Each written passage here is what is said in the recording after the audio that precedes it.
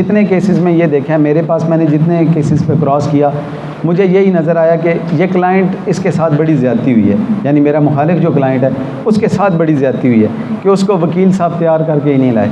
एक मैंने अर्ज़ की, मैं आपको बताऊं, अब अल्लाह का शुक्र है, एक वैसे अल्लाह ने एक भरम लोगों में भरम बना दिया हुआ है। वो ये कि जब मेरे अगेंस्ट अक्सर यंग लॉयर्स आते हैं, वो आते हैं, उनके जहन में होता है यार इससे सब कुछ पता होगा। यकीन करें समटाइम्स कुछ चीज़ें बिल्कुल नहीं पता होती, और हो सकता है वो आपकी प्रिपरेशन उस पर बहुत अच्छी हो, और हो सकता है कि मैं अपनी मिसाल देता हूँ कि मैं वहाँ पे फ़ायदा उठा जाऊँगी, इसे पता कुछ नहीं, इसे नहीं पता कंपाउंड क्वेश्चन क्या है, तो मैं कंपाउंड क्वेश्चन शुरू कर दूँ। ठीक है, तो ये सारी चीज़ें आप समझने की कोशिश करें और अपने क्लाइंट के साथ जाएं। यकीन करें आपको इतना मज़ा आएगा जैसे ही आप अपने वकील को चलने नहीं देंगे। इसमें एक इम्पॉर्टेंट फैक्टर जो लास्ट में मैं आपसे डिस्कस करूँगा, खुदारा खुदारा खुदारा इस काले कोड की इज़्ज़त का एहतराम करें, अपने आप को ऐसे प्रेजेंट करें कि लोग एग्जाम्पल दें। ये ना हो कि यहाँ से देखें, कोर्ट्स में कोई भी खुशी से नहीं आता, लोग बड़े मजबूर होते हैं। किसी का बेटा मर्डर हो गया, किसी का भाई मर्डर हो गया, किसी के साथ डकैती हो गई, किसी की जायदाद पे कब्ज़ा हो गया, लोग यहाँ पे आते हैं ना, यकीन करें उनकी रिस्पेक्ट करें। किन की? जो आपके मुखालिफ क्लाइंट हैं उनकी रिस्पेक्ट करें, उनको क्रॉस एग्जामिनेशन के दौरान जलील ना करें। आपको मैं बताऊं, हम लॉयर्स प्रोटेक्शन एक्ट बना चुके हैं, इसका कोई फ़ायदा नहीं होना। यकीन करें जिसका बाप मरा हुआ है ना, जो या खुद आगे यहाँ पे मुल्ज़म की हैसियत से खड़ा है, उनके लिए बड़े मसाइल हैं। और हमारे यहाँ मैंने देखा है, यकीन करें कि अल्लाह ताला गरीक़ रहमत करे सरदार असलम साहब को। आप में से शायद चंद दोस्तों ने सुना हो, सरदार असलम साहब का जो तरीक़ा था क्रॉस एग्जामिनेशन का, वो हमेशा अपने क्लाइंट को आप जिस पे जरा कर रहे होते थे उसको आप कह के मुखातिब करते थे।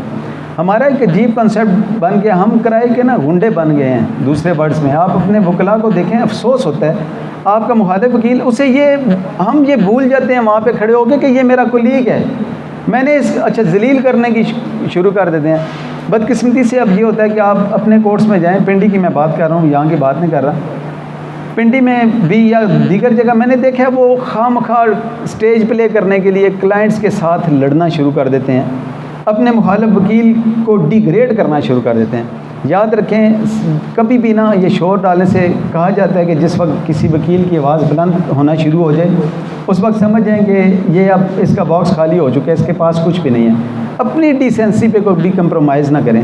आपका मुखालिफ वकील जो चाहे, कोर्ट को ये पता होना चाहिए कि ये जो बंदा बड़ा डिसेंट है। इस सिमिलरली दूसरा अगर आता है उसके साथ रेलिवेंट, टू द पॉइंट, और जो आपको जिस अंदाज से लॉ परमिट करता है, Pakistan legal bar council rules आपको प्रैक्टिशनर एक्ट प्रोवाइड करता है, उसमें एथिक्स के मुताबिक आप डील करें। एक हद तक आपको सख्ती की इजाज़त है, दूसरे अपना जो आपका गवाह है उससे ज़्यादा उस पर सख्ती ना करें। मैंने देखा है जितना नुकसान आज तक वकला का हुआ है, उसमें नुकसान में अक्सर ये हुआ कि हम केसेस में पार्टी बन जाते हैं, और यकीन करें अगर हम केसेस में पार्टी ना बने, अपने केस की हद तक रहें, यकीन करें कि दूसरा गवाह माइंड नहीं करता। आप सख्ती से जब पूछेंगे तो वो इरिटेट होगा और वो ना करना शुरू कर देगा। इसका प्रोसीजर ये है कि आप आराम से अच्छी तरह डिसेंट करें। हो सकता है कि वो आपसे इतना इम्प्रेस हो गया अगले केस में वो आपको वकील करे, ठीक है। तो मेरी आपसे हम्बल सबमिशन ये है कि क्रॉस एग्जामिनेशन में आपने अपनी तरबियत का, अपने मेयार का, अपने ज़र्फ़ का मुज़ाहरा करना है। दूसरा वकील वहाँ पे जो मर्ज़ी करे। एक बहुत इंपॉर्टेंट फैक्टर इसमें एक और आ गया कि कभी भी क्रॉस टॉक अपने वकील के साथ ना करें। हमारा ये होता है कि हम वकील आपस में लग जाते हैं क्लाइंट को खुश करने के लिए।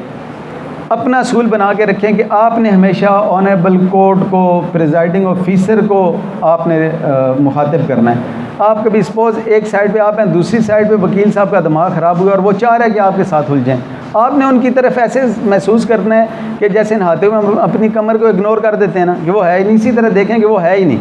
आपने अपनी बात करनी है, जो भी बात हो। आपको कोई बात बुरी लगी आप कोर्ट से कहें कि इन्हें, और यहाँ तक आप एक्सप्लेन करें कोर्ट को, जी कि मैं तो ये समझता हूँ लीगल एथिक्स ये हैं कि मैंने सिर्फ कोर्ट से मुखातिब होना है। वो आपसे डायरेक्ट हों तो ऐसे वकील को टैकल करना बड़ा मुश्किल होता है कि जिसे लॉ का पता कोई नहीं होता, उसने सिर्फ लड़ के अपने क्लाइंट को खुश करना है, बेशक अपने क्लाइंट का नुकसान होता रहे। इस स्टेज पे आप आके आपने अपने आप को प्रूव करना है, और वहाँ पे सिर्फ जब आपको ऑनरेबल कोर्ट से मुखातिब रहेंगे, कोई ऑब्जेक्शन है तो कोर्ट से करेंगे, उनकी किसी बात का जवाब भी है तो तब भी कोर्ट से करेंगे, और यहाँ तक कि वो आपसे डायरेक्ट हो रहे हैं तो आप कोर्ट से कहें, उन्हें कहें जी कि मेरी हम्बल सबमिशन ये है कि लर्नड काउंसिल को ये कहा जाए कि ये ऑनरेबल कोर्ट से मुखातिब हों, मेरे साथ ये बात ना करें। ठीक है, यहाँ पे जब आप आएंगे फिर आप देखेंगे कि कितना मज़ा आता है प्रैक्टिस में, कितनी डिसेंसी होती है। हमें एक बात याद रखें कि बाज़ लोगों के मेयार पे पूरा उतरने के लिए, मैं अपने वकला भाइयों की बात करता हूँ, आपको अपने मेयार से बहुत नीचे आना पड़ता है। तो कोशिश करें कि आप अपना एक मेयार सेट कर लें और उस मेयार से किसी को इजाज़त ना दें कि वो आपको नीचे लाए। और आपका ने अपना मेयार, मैंने बताया ना, ये ऐसा प्रोफेशन है, आपने अपनी ब्रांड खुद बनानी है, आपको ज़रूरत ही नहीं है। अभी मैं आपको बताऊं कि फिर मैं बात करता हूं कि आप कहें ना कि टॉप 10 लॉयर्स कौन हैं। 8000 की तादाद है सिर्फ रावलपिंडी में, टैक्सले में भी काफ़ी सारी तादाद होगी। आप अगर सिर्फ ये कैलकुलेट करेंगे 10 लॉयर्स, तो आपकी 6, 7, 8 से ना आगे जाके आपकी फिंगर्स रुक जाती हैं। इतनी जगह है, इतनी स्पेस है इस प्रोफेशन में। अपने काम से अपने आप को ब्रांड बनाएं। जब आप ब्रांड बनाएंगे फिर अल्लाह का फजल है, आपको कोई भी नहीं रोक सकता। मैं बहुत शुक्रिया अदा करता हूँ कि तमाम स्ट्रेंथ ने बड़ी ही पैशन से मुझे सुना। मैंने कोशिश की कि टू द पॉइंट आपको कुछ ना कुछ जो अल्लाह ने मुझे थोड़ा बहुत इल्म दिया उसमें कुछ ना कुछ आपसे शेयर करूँ। इसमें कोई कमी बेशी होगी तो मैं उम्मीद करूँगा, मैं हमेशा इस्लाह के हवाले से बड़ा मैं कोशिश करता हूँ कि मेरी कोई इस्लाह करे तो मैं उसे अपना मोहसिन मानता हूँ। जहाँ देखें कि मैंने अपने ये इस गुफ्तगू के दौरान मुझसे कोई ऐसी हो गया कि जो कॉन्सेप्ट्स मेरे क्लियर नहीं थे, वहाँ मुझे कोई सीनियर वो क्लियर कर सकता है। लीगली कोई हो तो मेरा कोई छोटा भाई बहन भी मुझे मेरी करेक्शन उसमें कर सकता है, मुझे बड़ी खुशी होगी और वो मेरे उस्तादों में शामिल होगा। तो थैंक यू वेरी मच। अब अगर आप में से कोई सवालात करना चाहे तो मैं हाजिर हूँ। जी प्लीज़।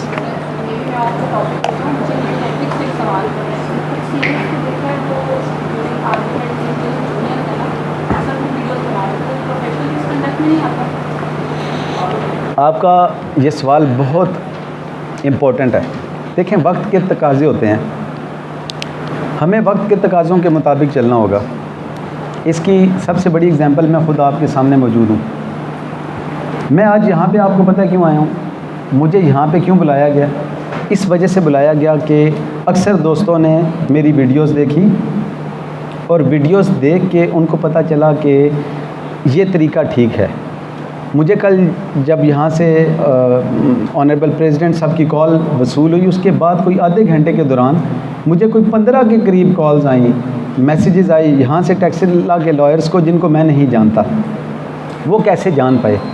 देखें, हमारे यहाँ ना बड़ी बदकिस्मती है। वो बदकिस्मती ये है कि हम इल्म पे साम बन कर बैठ गए हैं। आप देखें, एक डिफरेंस है हिकमत में और मेडिकल में। अब मेडिसिन में ये हुआ कि मेडिसिन में जो एलोपैथिक मेडिसिन है उसमें ये हुआ कि उन्होंने जो फार्मूला बनाया उस फार्मूला को सेव किया। अब इवन के आपको एग्जांपल दूं कि सर में दर्द होता है तो क्या लेती हैं? बुखार होता है क्या लेती हैं? डॉक्टर के पास तो कोई नहीं जाता, पैरासीटामोल पैनाडोल हम ले लेते हैं। ये क्या है? ये स्किल है। अगर इसको भी हम डॉक्टर्स या वो इसे अपने पास रखा, इसके अगेंस्ट हिकमत क्या हुई कि बाप अगर हकीम था ना तो उसने अपने बेटे को भी किताब नहीं बताई। वो किताब भी कहीं वो अपने नुस्खों की ना छुपा के चला गया। अब हिकमत क्यों नाकाम हो गई? इसलिए कि वो आगे नस्ल तक नहीं पहुंच सकी। हमारे प्रोफेशन में जो ज़वाल है, जी ऐसे ही हमारे प्रोफेशन में जो ज़वाल है उसकी वजह पता क्या है? आप देख लें, एक सीनियर हैं, अब मैं थोड़ा सा पर्सनल हो जाऊँगा।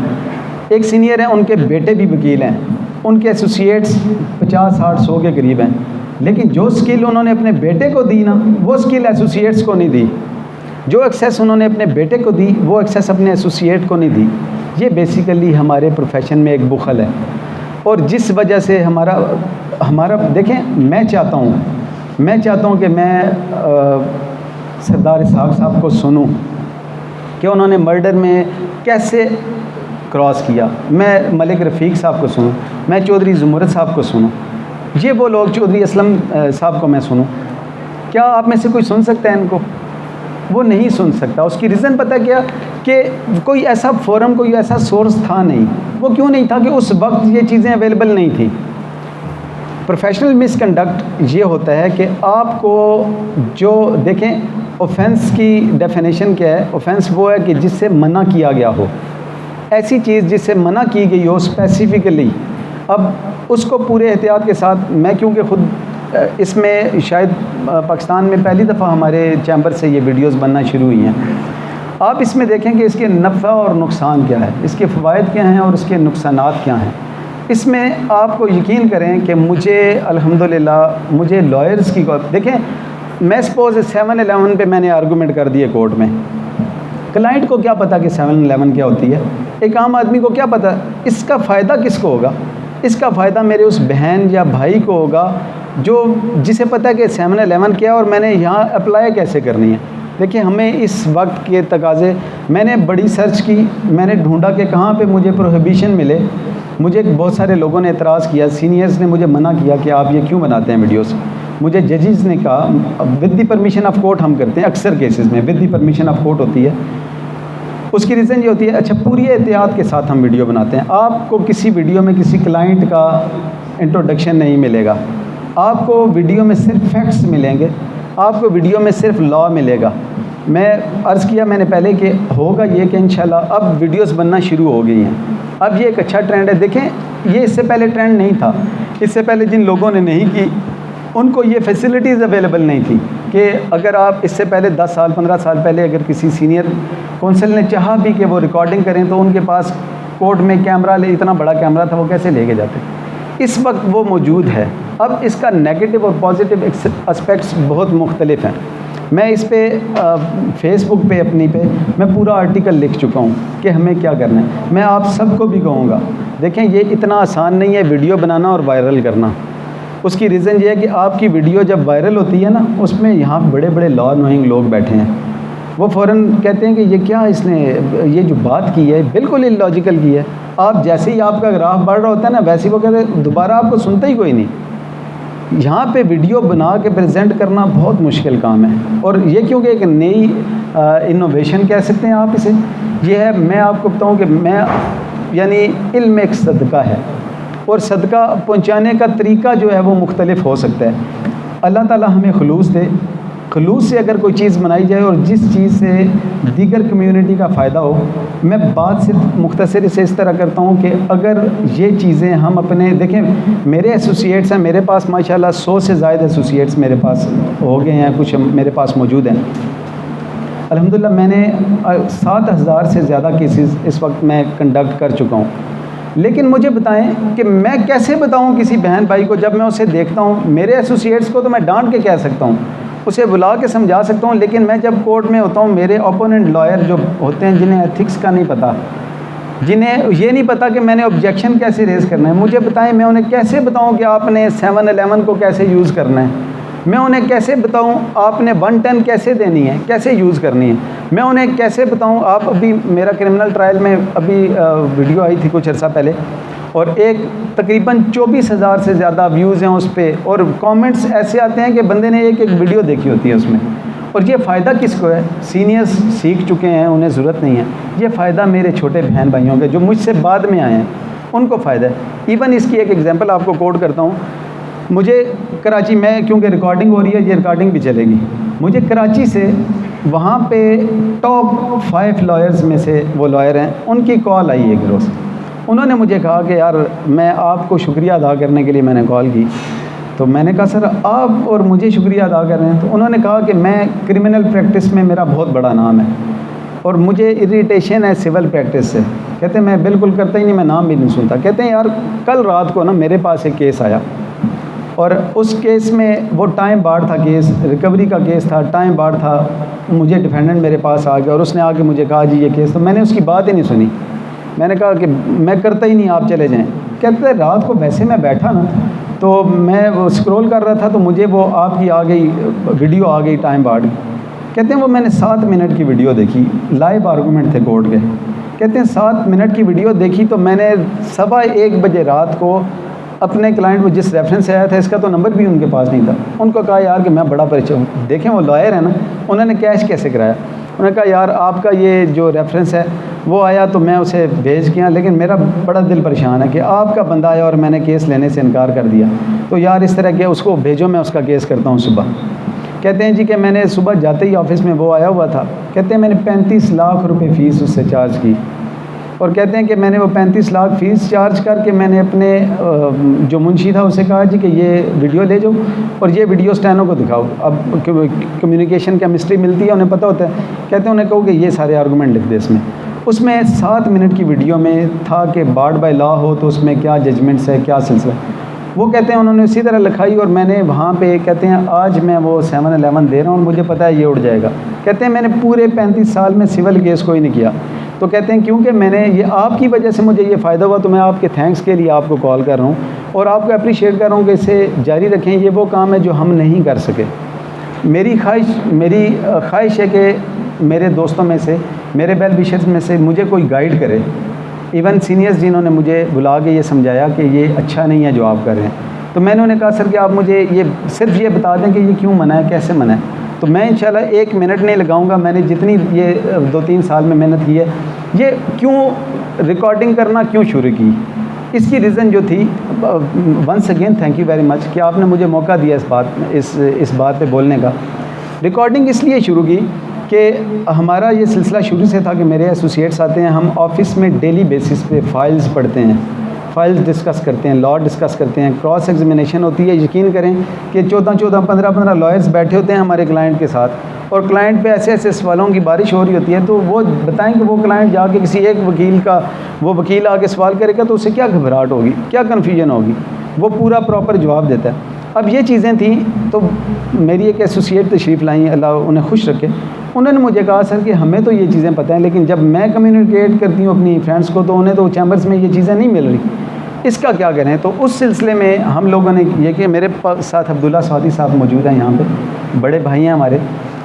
इन्होंने मुझे ये आइडिया दिया कि हमें चाहिए कि हम ये वीडियोस पब्लिक करें ताकि लोगों को इसका फ़ायदा हो। आप देख लेंगे कि बेसिक चीज़ों पे हम लोगों ने वीडियो बनाई। अच्छा, यहाँ से ये बात चली, बड़ा इनकरेजमेंट, हम अप्रिसिएशन मिली लॉयर्स की तरफ से। मैं फिर बता रहा हूँ, मैं अगर बता भी देता हूँ सारा फार्मूला, मैं लॉस का बताता हूँ तो आम क्लाइंट कैसे ये यूज़ करेगा। क्लाइंट को क्या पता होता है, 1, 2, 4 के अलावा क्लाइंट्स को इस चीज़ का विजडम नहीं होता कि वो अप्लाई कैसे करेंगे। इसका फ़ायदा किसको हो रहा था, सिर्फ लॉयर्स को। आप अगर मेरी इनिशियल वीडियो स्टार्ट देखेंगी, बिल्कुल गैर प्रोफेशनल अंदाज में वीडियो, अभी तक प्रोफेशनल अंदाज में नहीं है, एक रूटीन में हमारी डिस्कशन हो रही होती है। इसके बाद ये हुआ, जब ये बात आगे बढ़ी तो उस वक्त ये हमें हुआ कि बेसिकली हम जब देखते हैं कि कोर्ट में हमारे वकला आके पेश हो रहे होते हैं और बग़ैर नॉन प्रोफेशनल वे से, यकीन करें किसी को ये नहीं पता होता कि मैंने ब्रीफ कैसे बनाना है। आप यानी हमारा पर्दा एक ही है ना, हम ये बात जो मैं कर रहा हूँ, हमारा पर्दा एक ही है। कितने तकलीफ़ की बात होती है कि जब एक लॉयर, नया वकील, मेरी ये सारा काम नए लॉयर्स के लिए, नया वकील जब जाता है और उसे सीनियर भेज देता है कोर्ट में, जो उसे यही नहीं पता कि मैंने फ़ाइल है क्या, इस फ़ाइल को मैंने कैसे करना है। उस सूरत में ये हुआ कि अब ये होगा आने वाले वक्त में। अभी भी बहुत सारी ऐसी प्रपोजिशंस हैं, मुझे लॉयर्स मिलते हैं और वो बताते हैं जी कि मैं ये पता चला तो मेरे जहन से आपकी गुजरी हुई थी, मैंने वो सर्च की, वही नोट किया, सुबह जाके एज इट इज़ आर्गू कर रहा है। मैं ये चाहता हूँ कि हम एक दूसरे के लिए सहूलत पैदा करें, एक दूसरे को इल्म बांटें, इल्म पे साफ बन के बैठें। हमारे तो चैम्बर्स में ये होता है कि हम एसोसिएट को फ़ाइल तक अलाउ नहीं करते, ठीक है। अल्लाह का शुक्र है, मेरी वीडियो जो ये कल परसों आ रही है, उस वीडियो में आप मुलाहिज़ा फरमाएंगी कि 25 FIA के केसेस हैं, 25 के 25 एसोसिएट्स को डिस्ट्रीब्यूट किए हैं। मैं ये बात जो कर रहा हूँ, ये रिकॉर्डिंग जा रही, ये इसलिए कर रहा हूँ मैं बात कि कोई भी बात हो तो फेसबुक पे आ जाए। फेसबुक पे लोग कहते हैं वो छोड़ते किसी को नहीं, वो कहते हैं हमें पता है जितने काबिल हो तुम, या हमें पता है कि जितना ऑनेस्ट हो अपने प्रोफेशन के साथ। आप देखेंगे इंशाल्लाह कभी भी मेरी फेसबुक पे अल्लाह ने मेरा इतनी इज़्ज़त पर्दा रखा है, कभी कोई नेगेटिव कमेंट मेरे किसी पे नहीं आया। ये चीज़ें वक्त का तकाज़ा है। अब हमें देखें, हर पॉकेट में मोबाइल है, किसी में एक से ज़ायद मोबाइल हैं। हमें ये वक्त का तकाज़ा है कि अपने एसोसिएट्स के लिए, अपनी टीम के लिए, अपने वकला के लिए कुछ करके जाना होगा। मैं आपको यकीन से कहता हूँ इंशाल्लाह हमारे चैम्बर से जो एक टीम, एक गुलदस्ता निकलेगा ना, वो खुशबू फैलाएगा। आप यकीन करें कि आप वीडियो सिर्फ देखें, वीडियोस देख के मुझे जो अल्लाह ने, मुझे इससे क्या चाहिए, लेकिन जो मुझे अल्लाह ने इज़्ज़त दी है कि 13 साल 14 साल की प्रैक्टिस के बाद एक बंदा एक इतनी बड़ी बार में आके आप दोस्तों से खिताब कर रहा है, वो क्या, इसके अलावा तो और कोई वजह नहीं। अगर मैं ये ना करता तो क्या ये होता। मेरी हम्बल सबमिशन ये है कि ये कोई प्रोफेशनल मिसकंडक्ट नहीं है। वो उस सूरत में होता कि जब हम क्लाइंट्स की आइडेंटिफिकेशन करते या क्लाइंट्स को ह्यूमिलिएट करते या किसी के राइट्स को। अब एक ये ख्याल आता है कि शायद किसी की सीक्रेसी होती है, उसको हम लीक करते हैं। आप वीडियोस देखेंगी, किसी वीडियो में आपको कोई ये नहीं नज़र आएगा कि ये किसका है। बेसिकली तो हम लॉ बयान करते हैं ना। अब हम इस पे काम कर रहे हैं, मुझे बहुत ज़्यादा हुक्म है अपने दोस्तों की तरफ से, एविडेंस की जाए। अब एविडेंस हम क्यों नहीं कर पा रहे कि वो उसमें लोगों के राइट्स प्रोटेक्टेड होते हैं, हम किसी के राइट्स को वायलेट नहीं करते, किसी की रिस्पेक्ट को वायलेट नहीं करते। मेरी आप दोस्तों से भी ख्वाहिश होगी, मैं आपको बताऊं, सिर्फ मार्केटिंग मार्केटिंग क्या है, आप एक वीडियो बनाएं और वीडियो बना के कहें जी कि मैं सिविल प्रैक्टिस करता हूं, मैं फ़लाँ जगह में बैठता हूं, आप मेरे पास आएँ और आप ये कराएं, ये है मार्केटिंग। आपको मैं कहता हूँ आप सोशल मीडिया का यूज़ करें। मेरी एक पूरी वीडियो है इस पर 5 मिनट की है गालबन, कि आप सोशल मीडिया से बिज़नेस कैसे ले सकते हैं। ठीक है, वो आप वीडियो देखें, आपको अंदाज़ा होगा। आप इस सोशल मीडिया का इस्तेमाल शुरू करें। देखें, हमें मार्केटिंग के तमाम ज़राए हमें यूज़ करने हैं। हम जब तक मार्केटिंग के ज़राए, आप देखें ना, बड़ी बड़ी कंपनीज़ हैं, इवन के सिगरेट की ब्रांड्स हैं, सिगरेट की ब्रांड्स, या लक्स को ले लेते हैं। लक्स, आप देखें कि लक्स को क्या ज़रूरत है अपने आप को मार्केट करने की। आप देखें जो मॉडल आती हैं नई, लक्स उन्हें इंगेज करता है और उसके बाद लक्स उनके ऐड चलाता है। अपनी इनकम का 75% हिस्सा वो अपनी मार्केटिंग में लगाते हैं। देखें, हमारी एक वकील की क्या मार्केटिंग है, वकील अपने आप को कैसे मार्केट कर सकता है। वो उसको मार्केट करने के लिए ना, उसको तरीका यही है कि आप सोशल मीडिया का पॉजिटिव यूज़ करें। एक और एग्जांपल ये है कि देखें, हम इलेक्शन लड़ते हैं, जब इलेक्शन के लिए अपने इश्तिहार बनाते हैं, यहाँ तो कुछ नहीं होता, लाहौर में आपने विज़िट किया हो, पूरे पोर्ट्रेट लगे होते हैं, पूरा एक MNA से भी ज़्यादा। वहाँ कोई लॉ को नहीं देखता, क्योंकि वो इलेक्शन है, यहाँ पे हर बंदा जा रहा होता है, मुझे वोट दें, मुझे वोट दें। अगर यही तरीका हम अपने जो प्रोफेशन है इसको प्रमोट करने के लिए करें, तो क्या इसमें क्या इलीगैलिटी है।